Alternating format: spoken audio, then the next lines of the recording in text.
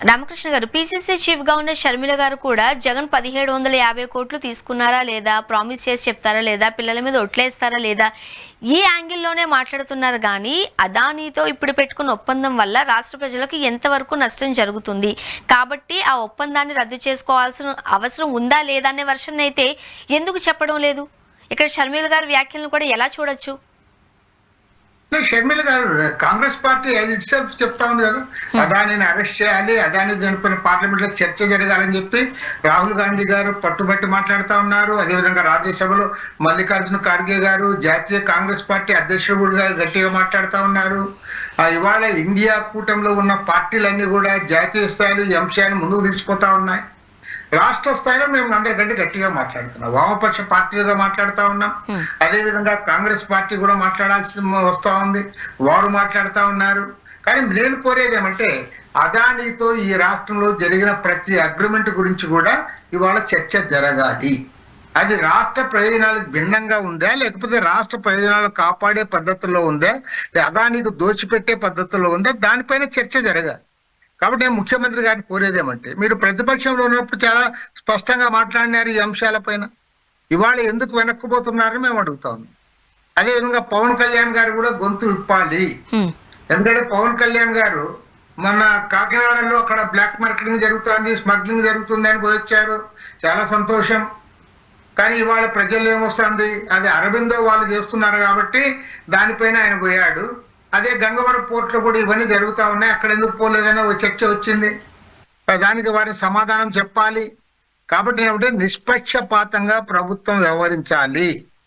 కార్పొరేట్లకు కొమ్ము గాయడానికి లేదంటే అదానికి ఊడిగం చేయడానికి మీరు ముందు పడితే మాత్రం ఖచ్చితంగా ప్రజలు హర్షించరు, ప్రజలు వ్యతిరేకిస్తారు. ఇవాళ ప్రజలు చాలా పకడ్బందీగా గమనిస్తా ఉన్నారు. ఈ ప్రభుత్వం, రాష్ట్రంలో అధికారంలో ఉన్న చంద్రబాబు నాయుడు గారి ప్రభుత్వం నరేంద్ర మోడీకి తలొగ్గి అదానికి అండగా నిలబడుతుందా, లేకపోతే ప్రజలకు జరిగిన అన్యాయాన్ని సరిదిద్దుతుందా అనే కోణంలో ప్రజలు ఆలోచిస్తా ఉన్నారు. కాబట్టి ఏమంటే, ఇది పరీక్షా సమయం ఎవరికంటే ఈ రాష్ట్ర ముఖ్యమంత్రి చంద్రబాబు నాయుడు గారికి పరీక్షా సమయము. అదేవిధంగా ఈ రాష్ట్రంలో అధికారంలో ఉన్న కూటమి ప్రభుత్వానికి ఇది ఒక పరీక్షా సమయము. మీరు ప్రజల వైపు నిలబడతారా, లేకపోతే అదానికి అండగా నిలబడతారో తేల్చుకోవాల్సిన అవసరం వచ్చింది. ఇప్పుడు మీరు మీరే విషయాలు లెక్క పెట్టి, కేంద్రంలో కూటమి ప్రభుత్వం అధికారంలో ఉంది కాబట్టి నరేంద్ర మోడీ కోపం వస్తుందేమో అని చెప్పి మీరు అదానికి అండగా నిలబడితే మీకు భవిష్యత్తు ఉండదు. ప్రజలు మిమ్మల్ని అసహించుకుంటారు. ఎందుకంటే క్లియర్ కట్ గా చెప్తా ఉంది, క్లియర్ కట్ గా మామూలు సామాన్యునికి కూడా అర్థమైతా ఉంది. ఎన్టీపీసీ అనేది కూడా కేంద్ర సంస్థ. ఎన్టీపీసీతో వాళ్ళు ₹99 ఏ గుజరాత్ రాష్ట్రం అయితే, ఏ ప్రధానమంత్రి సొంత రాష్ట్ర ప్రభుత్వం అయితే కొనుగోలు చేసిందో దాన్ని వదిలిపెట్టి మీరు సెకీతో అగ్రిమెంట్ చేసుకొని ₹2.49 కొన్నప్పుడు సహజంగానే ప్రజలు వ్యతిరేకిస్తారు. ఇది భారం పడుతుందని అందరికీ తెలుసు. దీనిపైన 4 ఏళ్లుగా గగ్గోలు పెడుతూనే ఉన్నాం. ఈవెన్ కోర్టులో వేసిన తర్వాత అజూర్ కంపెనీ వాళ్ళు వెనక్కుపోయారు. 2333 మెగావాట్ల విద్యుత్ శక్తి సరఫరా చేయడానికి ముందుకొచ్చిన అజూర్ పవర్ కంపెనీ లిమిటెడ్ వాళ్ళు వెనక్కుపోయారు. ఆ తర్వాత మొత్తం 7000 మెగావాట్లు నేనే సరఫరా చేస్తానని అదాని తీసుకున్నాడు. కాబట్టి ఏమంటే, అదాని ప్రయోజనాలు నెరవేర్చడానికి మాత్రమే ఇదంతా జరిగింది. ఇది జరిగింది కాబట్టి ఇందులో ఎవరు ఇన్వాల్వ్ అయినా ఖచ్చితంగా యాక్షన్ తీసుకోవాల్సిందే. ఈ అగ్రిమెంట్ రద్దు చేయాల్సిందే.